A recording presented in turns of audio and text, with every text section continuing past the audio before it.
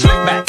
No, slick back. That's what I said. Slick back. No, nigga, I'm a pimp named Slick back. Pimp named Slick back. Pimp named Slick back. Nigga, are you deaf? I'm a pimp named Slick. Assalamualaikum warahmatullahi wabarakatuh. Shalom. Kami dari kelompok 4 akan mempresentasikan hasil praktikum yang berjudul penetapan kadar flavonoid pada sediaan krim. Selamat menyaksikan. Baik, latar belakang dari praktikum yang akan dilakukan yaitu sediaan kosmetik yang digunakan adalah sediaan krim, di mana sediaan krim dipilih karena mudah diaplikasikan, nyaman digunakan pada kulit dan tidak lengket. Lalu sediaan krim mengandung zat aktif yang terdispersi dalam basis yang sesuai. Nah, salah satu senyawa yang umum terkandung dalam sediaan krim adalah senyawa flavonoid, di mana senyawa flavonoid ini memiliki aktivitas sebagai antioksidan. Oleh karena itu sering digunakan dalam sediaan kosmetik sediaan krim. Lalu senyawa ini dapat diekstraksi dari beberapa tanaman. Salah satu tanamannya adalah tanaman segani atau Melasthoma malabraticum. Tanaman ini digunakan sebagai perawatan luka, peradangan kulit, maupun perawatan jerawat karena senyawa yang dikandungnya. Nah, berdasarkan banyak manfaat senyawa flavonoid, maka harus mengetahui berapa kandungan senyawa tersebut di dalam sediaan kosmetik seperti krim. Oleh karena itu, pada praktikum ini akan dilakukan penetapan kadar flavonoid dari sediaan krim dengan menggunakan spektrofotometri UV-Vis. Baik, adapun tujuan dari praktikum yang akan dilakukan yaitu mahasiswa mampu menetapkan masalah dan menyelesaikan masalah pada penetapan kadar dari sampel krim. Baik, selanjutnya saya akan menyampaikan beberapa tinjauan pustaka. Yang pertama tentang definisi krim.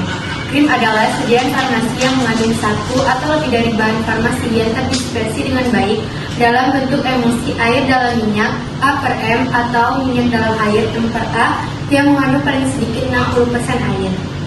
Kemudian ada basis krim yang dimana fase cairnya itu ada tritanolamin, nilagin, dan nipasol. Sedangkan fase minyaknya ada parafin cair, ada celanane, dan asam stearin.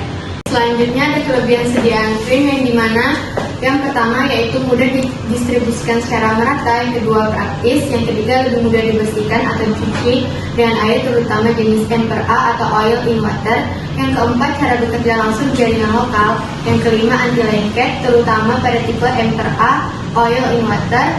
Kemudian yang terakhir zat topikal jumlahnya yang diserap itu kurang toksik sehingga pasien sering tidak mengetahui efek penyerapannya.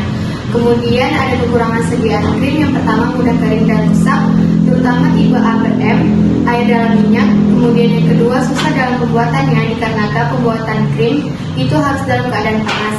Kemudian yang ketiga mudah menempel, terutama tipe A per M water in oil. Yang keempat rapuh karena formulanya tidak sesuai, dan yang terakhir produksi harus steril. Quercetin merupakan senyawa flavonoid yang banyak ditemukan pada buah-buahan dan sayuran. Selain aktivitas antioksidan yang kuat, quercetin juga memiliki aktivitas biologis seperti antivirus, antibakteri, anti kanker, dan antiinflamasi. Beberapa penelitian menunjukkan bahwa quercetin memiliki aktivitas signifikan dalam menghambat sel kanker tertentu seperti kanker payudara, prostat, usus besar, dan paru-paru.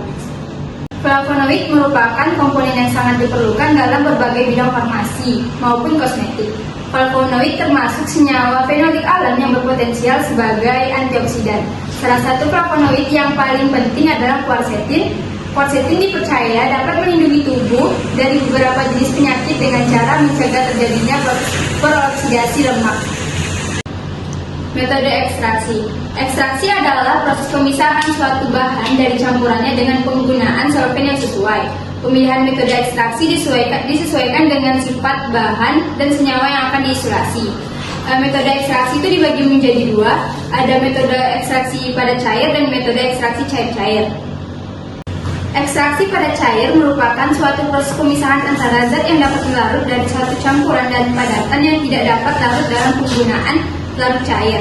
Faktor yang mempengaruhi laju difusi pada proses ekstraksi pada cair adalah sebagai berikut: ukuran partikel, kecepatan pengadukan, waktu retensi, kelautan zat aktif, dan pelarut. Ekstraksi cair-cair biasa juga dikenal sebagai ekstraksi solvent. Ia merupakan proses pemisahan fase cair yang memanfaatkan perbedaan larutan dari solut yang akan dipisahkan dari larutan asal dan konsorben. Spektrofotometri UV phase merupakan salah satu teknik dalam analisis spektroskopi yang memanfaatkan sumber utama gelombang elektromagnetik yaitu ultraviolet UV dalam rentan panjang gelombang 190 sampai 380 nanometer dan cahaya terlihat visible pada rentang panjang gelombang 380 sampai 780 nanometer. Prinsip kerjanya melibatkan ketika cahaya monokromatik melewati suatu medium, sehingga cahaya tersebut dapat terserap, sebagian akan dipantulkan dan sebagian akan dipancarkan. Cahaya ultraviolet jauh memiliki rentang panjang gelombang kurang lebih dari 10 sampai 200 mm. Namun pada cahaya ultraviolet dekat memiliki rentang panjang gelombang kurang lebih dari 200 sampai 400 mm. Oke, yang berikutnya adalah hasil. Jadi, dari praktikum kemarin, kami melakukan 2 kali replikasi penetapan kepala baku. Namun yang kami gunakan adalah replikasi kedua dengan hasil yang cukup baik. Berikut hasil yang kami dapatkan. Oke, selanjutnya adalah perhitungan penetapan kadar dengan menggunakan rumus sebagai berikut.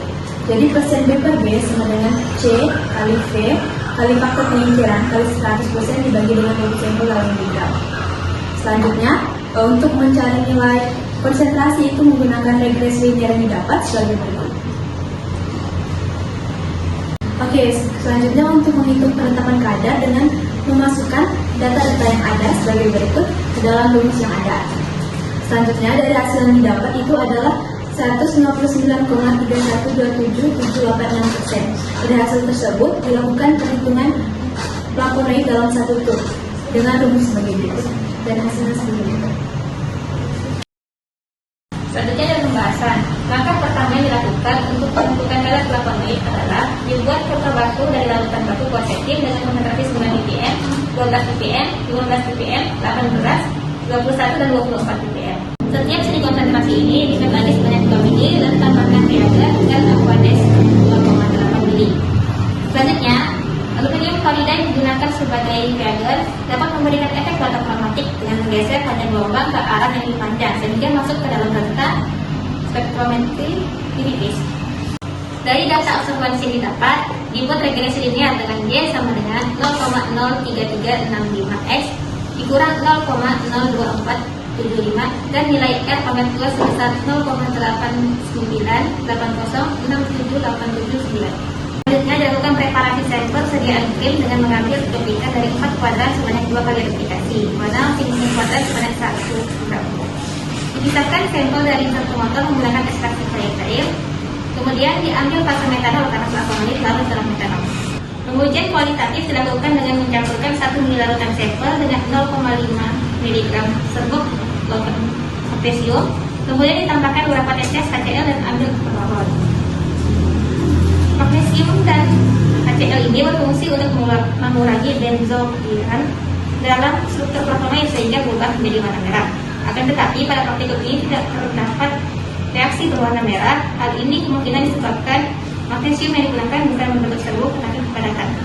Kemudian dilakukan uji kuantitatif dengan mengukur sampel menggunakan spektrofotometri UV phase dan disesuaikan dengan panjang gelombang yang didapatkan dari kurva baku sebelumnya. Dari nilai ini dapatkan nilai observasi sebesar 2,1196. Nilai yang tinggi ini disebabkan oleh larutan yang terlalu dekat. Kemudian dihitung kadar plakonoid dalam satu tube dan didapatkan nilai plakonoid dalam satu tube sebesar 361,628,05896%. Oke, yang terakhir adalah kesimpulan. Jadi dari praktikum ini kami mendapat kesimpulan yaitu hasil pengukuran kepala baku pada praktikum ini dari replikasi kedua, yaitu dia sebenarnya 0,0365 X dikurang 0,02475 dengan nilai R kuadratnya adalah 0,898067879. Yang menunjukkan hasil ini tidak linear karena disebabkan keribuan dalam melakukan penelitian larutan. Yang kedua adalah perhitungan kadar dengan menggunakan regresi linear yang diketahui didapatkan kadar flavonoid pada sampel yaitu 159,312,27786%. dan hasil perhitungan kadar dalam satu tub yaitu 361,62805896%. Oke, yang ketiga adalah hasil uji kualitatif pada sampel tidak menunjukkan warna merah. Hal ini tidak sesuai dengan literatur yang mengatakan bahwa sampel akan menghasilkan warna merah.